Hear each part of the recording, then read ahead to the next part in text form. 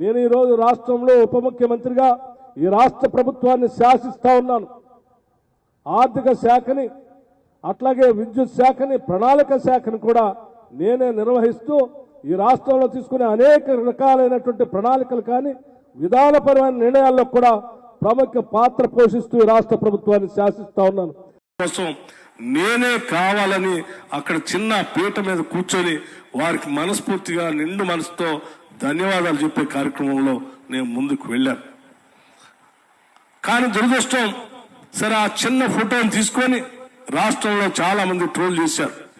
వారందరికీ నేను సౌహృదయంతో కృతజ్ఞత తెలియజేస్తాను. నిజమే, మీరు మనసుకి కష్టపడి ఉండొచ్చు, కానీ ఇది ఎవరో కావాలని చేసి